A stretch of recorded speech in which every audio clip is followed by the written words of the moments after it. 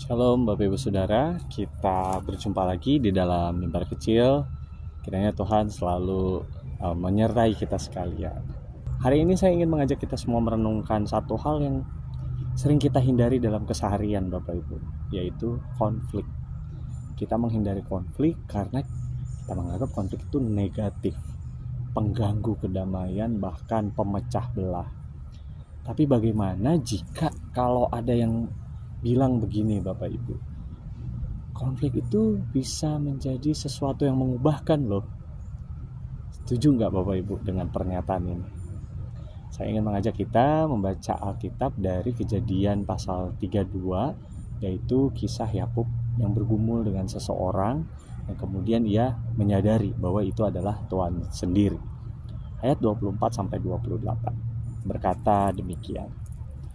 Lalu tinggallah Yakub seorang diri dan seorang laki-laki bergulat dengan dia sampai fajar menyingsing.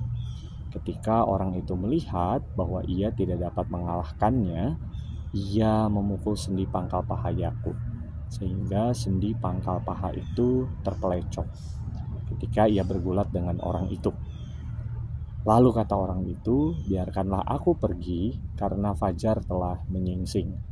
Sahut Yakub, aku tidak akan membiarkan engkau pergi jika engkau tidak memberkati aku. Bertanyalah orang itu kepadanya, siapakah namamu?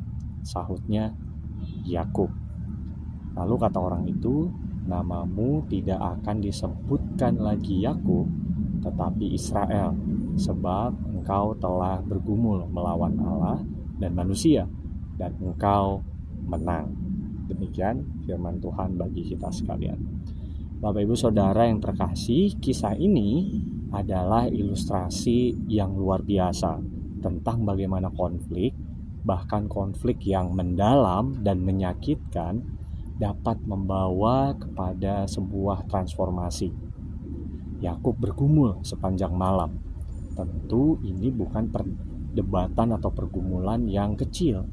Ini adalah pergulatan fisik karena ia bergulat gitu ya, sekaligus pergulatan rohani yang hebat. Dan akibat dari pergulatan ini, pergumulan ini adalah pangkal paha Yakub yang terpelecok, membuatnya tidak bisa berjalan dengan baik, membuatnya timpang. Tanda ini menjadi tanda fisik dari sebuah konflik yang sangat sengit.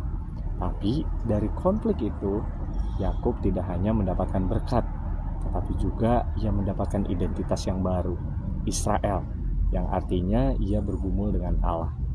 Dari arti nama Yakub, yakni seorang penipu gitu ya, ia diubahkan menjadi seorang pahlawan iman yang namanya menjadi identitas suatu bangsa. Ada sebuah transformasi di sini Bapak Ibu. Transformasi lahir dari sebuah konflik yang intens sekali.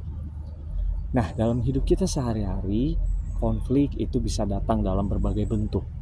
Mungkin konflik di tempat kerja, kita berbeda pendapat, atau konflik di tengah keluarga karena kita salah paham, atau bahkan konflik sangat amat bisa terjadi waktu kita melayani di gereja. Dan seperti Yakub, kita terluka, kita letih, atau bahkan kita hancur karena konflik tersebut. Tapi mari kita juga belajar dari kisah Yakub. Alih-alih melarikan diri dari konflik, karena dia juga sudah melarikan diri dari konflik dengan abangnya Esau, kali ini ia tidak lari, ia menghadapinya. Ia bergulat sampai ia mendapatkan berkat. Nah, bagaimana kisah ini relevan dengan kita? Ketika kita menghadapi konflik, baik itu di gereja, di tempat kerja, atau di lingkungan komunitas kita, daripada menghindarinya atau membiarkannya sampai berlarut-larut, kita bisa memilih untuk melihatnya sebagai kesempatan. Setidaknya ada 3 kesempatan saat kita mengalami konflik. Yang pertama, kesempatan berkomunikasi lebih dalam. Konflik seringkali muncul karena kurang pemahaman, salah paham. Kita diminta untuk berkomunikasi dengan baik. Yang kedua adalah kesempatan melihat perspektif baru. Orang yang berkonflik dengan kita mungkin punya sudut pandang yang tidak pernah kita pikirkan, sama sekali berbeda. Ini jadi kesempatan buat kita belajar juga. Dan yang terakhir, kesempatan membawa perubahan yang positif. Kadang sistem atau hubungan perlu diguncang agar dapat tumbuh agar dapat menjadi lebih baik lagi.